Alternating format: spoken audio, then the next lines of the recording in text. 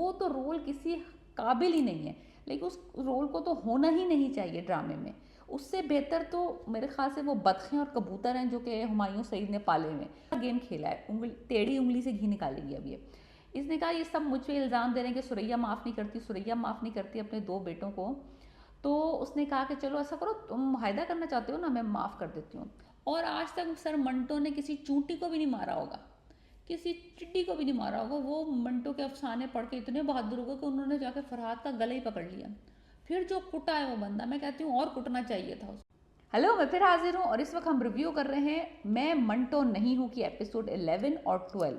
Movie की तरह है ये ड्रामा। अगर आपको फिल्मी इफेक्ट चाहिए, फिल्मी अंदाज की बातें, फिल्मी अंदाज की फाइट्स, ये एक बहुत लंबी फिल्म है जो नदीम बेग ने बनाई है, जिसको हम 30 एपिसोड में टुकड़ों टुकड़ों में देखेंगे। लेकिन है ये डेफिनेटली अ मूवी, ये कोई किस्म का ड्रामा नहीं है। अगर इसमें एक आध गाना कहीं डाल देते, किसी तरीके से भी कोई कव्वाली, कोई गाना, कोई वो जो लड्डू सी शक्ल का मंगेतर है वही सज्जल के साथ गाना गा लेता, कुछ भी डाल दो, ये पूरी की पूरी मूवी है। कोई इसमें ड्रामे वाली बात है ही नहीं।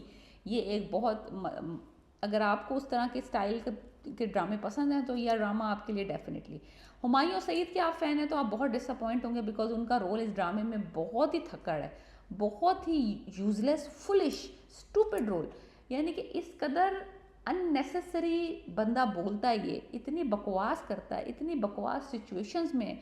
ऊपर से वो जो बेचारी सनम सईद है, सनम क्या है जो भी है वो, उसका जो मिस मारिया का रोल है, वो तो रोल किसी काबिल ही नहीं है, लेकिन उस रोल को तो होना ही नहीं चाहिए ड्रामे में।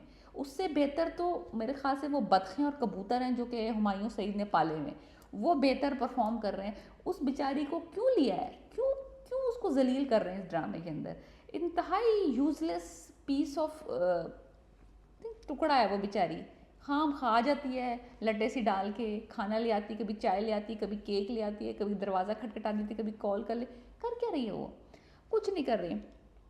अब जो फुप्पो है ना, वो लगा रही है कुछ किस्म की तीली, अब वो कर रही हैं चुल। उन्होंने करा है गेम पलट, उन्होंने दे दिया है अब ये मामला। उन्होंने कहा ये दुश्मनी जो है ना, ये चल नहीं पा रही जैसे वो चलाना चाहती हैं। जिस तरह वो अपने बेटों का बदला लेना चाह रही थी कि सिराज जो है वो बदला लेगा बिन्यामिन से उसके दो बेटों के कत्ल का, लेकिन सिराज साहब ज़रा ढीले पड़ रहे हैं, बिकॉज उनको लगता है कि अगर वो उनके वालों को मारेंगे तो वो इनके वालों को मारेंगे, तो वो अपना कोई बेटा खोना नहीं चाहता।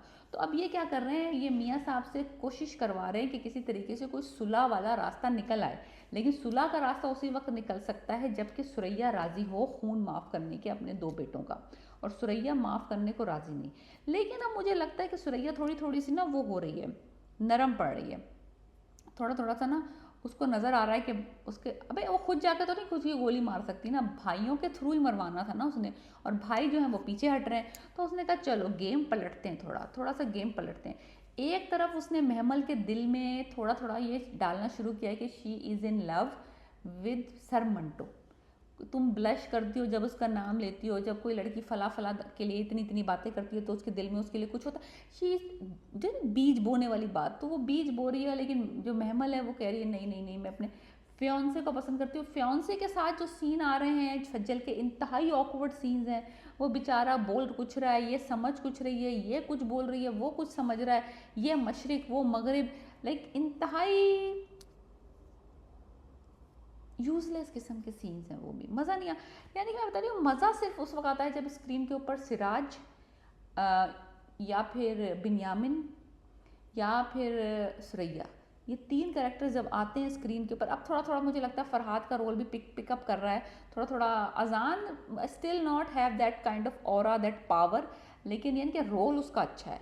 उसकी जगह मैं पहले भी कह चुकी हूँ, खुशहाल होता तो ये रोल वो बर्बाद कर देता। लाइक वो होता असली फरहाद बिन यामिन, वो होता, खुशहाल को लेते इसकी जगह, वो टुकड़े कर देता, टुकड़े सिर्फ अपने देखने से ही। थोड़ा थोड़ा चूचा सा लग रहा है अजान, थोड़ा सा है। एनीवेज उससे कुछ ही मुझे समझ नहीं आया, एकदम फुप्पो पलट गई हैं और फुप्पो ने एकदम कह दिया कि हाँ मैं मुआहदा करने के लिए राज़ी हूँ, और उन्होंने मुआहदे पे दस्तखत भी कर दिए हैं। लेकिन उन्होंने उसमें एक शक लिखवाई है जो कि बहुत ही भारी किस्म की लाइन है।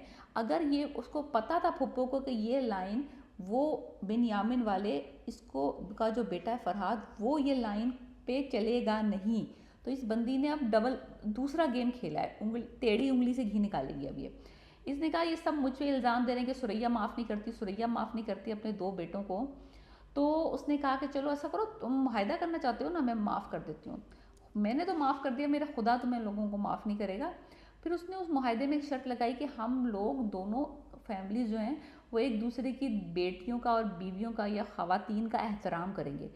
तो ये शिक जो थी ना, बिन्यामिन को बड़ी खड़की कि ये शिक क्यों रखवाई, हमने आज तक कब किसी की बेइज्जती की है ना। तो उसने बड़ी चालाकी से ये शिक रखवाई है। कहता है ये सुरैया ने लिखवाई है लाइन। और सुरैया, मुझे पता चल गया था कि ये लाइन उसने क्यों लिखवाई है, बिकॉज उसने ये लाइन लिखवाई है फरहाद के लिए। क्योंकि अगर माहिदे की एक भी चीज़ जो है उसके अगेंस्ट ये बिन्यामिन वाले जाएंगे तो माहिदा डिज़ोल्व हो जाएगा, फिर खून रेजी होगी और इस तरह से उसका बदला पूरा हो जाएगा। तो उसने, अब वो क्यों बुरी पड़े, उसने, तुमने कहा माफ़ी नामा पे दस्तखत करते हो, लाओ मैं दस्तखत कर देती हूँ, कर दिए। अब ये तुम्हारी जिम्मेदारी है, तुम्हारे बेटों की जिम्मेदारी है कि तुम उस सुलह के ऊपर कायम रहो। कि अगर तुम उस सुलह के ऊपर कायम नहीं रह सकते तो इसमें मेरा कसूर नहीं है, फिर तुम्हारी दुश्मनी सिर्फ मेरी वजह से नहीं है, तुम लोग खुद ही कमीने कुत्ते हो। तो इस वजह से उसने ये शिक रखवाई है। उसको पता था कि फरहाद जो है ना, उसने जज कर लिया है कि फरहाद, क्योंकि जब वो मज़ार पे उसको मिला था उसको पता चल गया था ये कितना डीप इन है, ये बंदा कितना खपती है, कितना पागल है। सो उसने उसी वक्त फैसला कर लिया होगा कि ऐसे जाएंगे, अब ऐसे नहीं जाएगी गोली, अब यूं करके जाएगी। उसको मकसद ये है, उसका उसका बदला लेना मकसद है। अब कैसे भी बदला होए। सर मंटो जो है वो अजीब बीच में टंगड़ी अड़ाने के लिए, वो सीन बहुत अच्छा था जब वो उसकी मंगेतर की गाड़ी पे बैठता है और वो ट्रीट खा रहे हो। कौन टीचर को स्टूडेंट ऐसे all of a sudden treat देती है मंगनी की, मंगेतर के साथ बुला के, और रेस्टोरेंट में बैठे हुए हैं ट्रीट खा रहे हैं। फिर वो गाड़ी वाला सीन है, बहुत फिल्मी सीन है। और आज तक सर मंटो ने किसी चूंटी को भी नहीं मारा होगा, किसी चिट्टी को भी नहीं मारा होगा। वो मंटो के अफसाने पढ़ के इतने बहादुर हो गए कि उन्होंने जाके फरहाद का गला ही पकड़ लिया। फिर जो कुटा है वो बंदा, मैं कहती हूँ और कुटना चाहिए था उसको। ना तुम्हारी दुश्मनी, ना तुम तीस का मंगेतर पीछे खड़ा है, उसके गार्ड्स होंगे, वो ये बगैर गार्डों के फिर रहे हैं। मुझे समझ नहीं आई, यानी कि ये अमृतसरी की बेटी मंगेतर के साथ गई है, बगैर गार्ड के चली गई।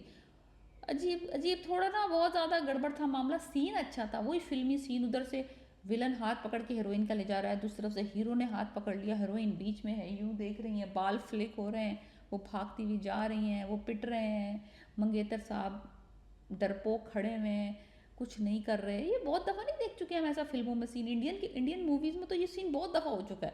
लाइक कॉपी पेस्ट है, कॉपी पेस्ट। एनीवेज, मेरे पीछे ना पड़ जाना कि तो आप लोग इंडियन लोगों की, भाई जो बात सच है वो सच है ना, देखा हुआ सीन नहीं है कि लिख के मुझे बताएं। अच्छा, फिर महमल जो हैं फिर घर आती हैं, फिर उनके सबको पता चल जाता है। फिर पुलिस के सामने बिन्यामिन बैठे होते हैं, अमृतसरी बैठे होते हैं।